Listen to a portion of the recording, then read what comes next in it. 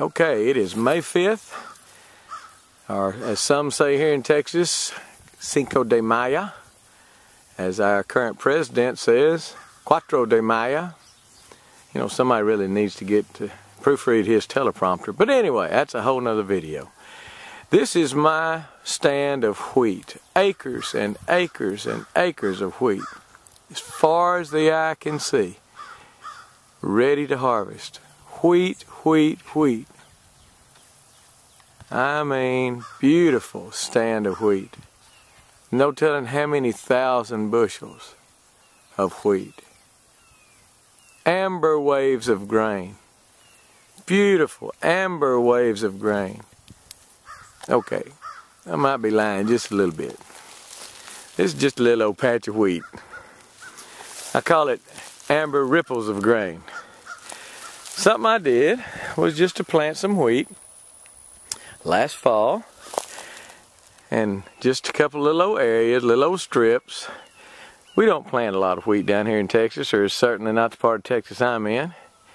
And I know people in Kansas are laughing at my little old strip of wheat here.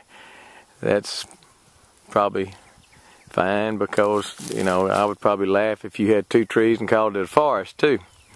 We got a lot more than that. We got a lot more than that. Anyway, this is wheat. I planted wheat from just some wheat I bought at the feed store, and back when it was cheap last spring, and it just came up. I was beginning to wonder we didn't get much rain on it, and it just laid there. But then after we got a little rain, it sprouted a little bit, and then the first time I came back here about a month ago, and it's about 30 inches tall. And it's still got a few of them, got a little bit of a tinge of green in it. Not quite ready to harvest. But when it does, I'm going to bring my scythe down here, and yes, I do have a scythe. And cut a little bit of it and take it home and kind of thrash it a little bit and winnow it a little bit, and just to make sure I know how to do this, just in case it's ever necessary for me. So anyway, in a few days I'll start the video over again and come back down here, and we'll cut a little bit of wheat, and then we'll see what happens with it. Amber ripples of grain. As far as, well, maybe not as far as the eye can see. Okay, as far as I can throw a rock, maybe. Amber ripples of grain. Now, I want to say this real quick.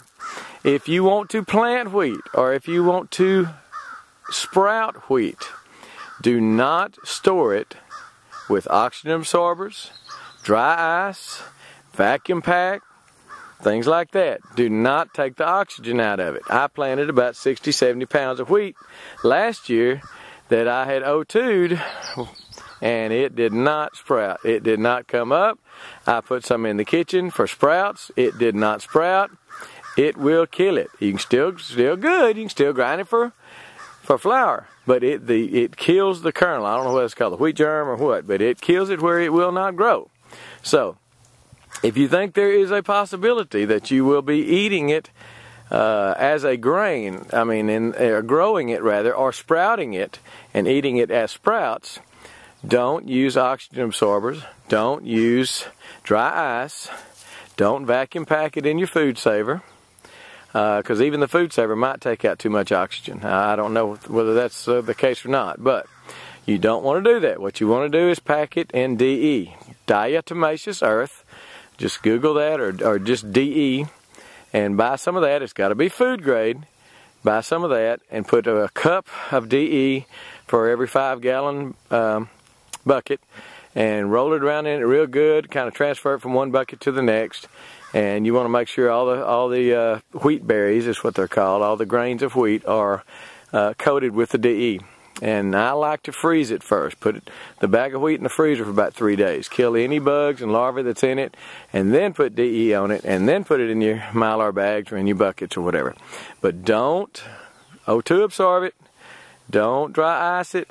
Don't remove the air, the oxygen from it, or it will not do what you're looking at right now. It will not sprout, or at least that has been my case. What I've seen. So anyway.